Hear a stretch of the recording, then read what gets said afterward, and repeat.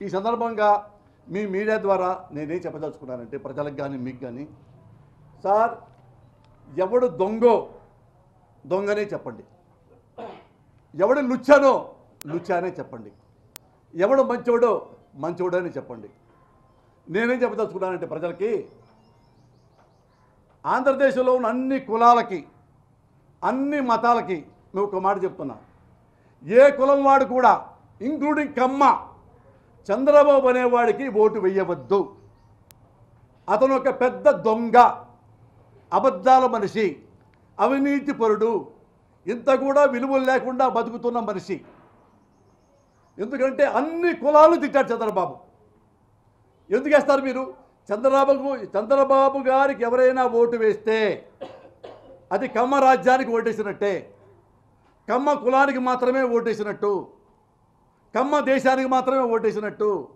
మరొక్కసారి మీరు పొరపాటు చంద్రబాబు ఓటేసి గెలిపించారో ఆంధ్రదేశం కమ్మ రాష్ట్రం అయిపోతుంది, నాశనం అయిపోతుంది ఆంధ్రదేశం. ఎగ్జాంపుల్ చెప్తా. నేను ఒకప్పుడు ఎమ్మెల్యే నుంచున్నా చిలకలూరుపేటలో. మీకు తెలుసు, మీకు ఆల్రెడీ చెప్పా.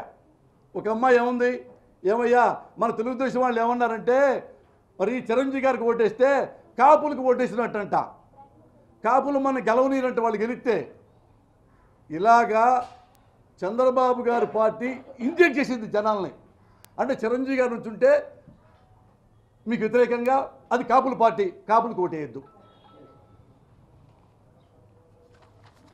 అలాగే ఏ కులమైనా సరే ఎందుకు ఓటేయద్దు అంటున్నానంటే, ఏ కులాన్ని తిట్టకుండా వదిలిపెట్టావు?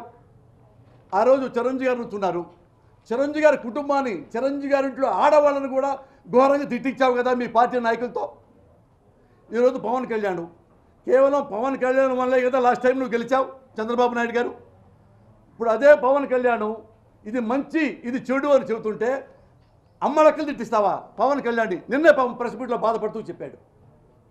ఎవరిని వదిలేశావు? మొన్నదాకా కాళ్ళు పట్టుకున్నావు మోడీ గారివి, మోడీ శాలువా చెప్పావు, అదే మోడీని హీనంగా తిడుతున్నావు. ఎవరు వదిలిపెట్టావు? రాహుల్ గాంధీని తిట్టావు, సోనియా గాంధీని తిట్టావు, ఇప్పుడు వాటేసుకున్నావు, ఇప్పుడు ముద్దు పెట్టేసుకుంటున్నావు. నువ్వు ఎవరు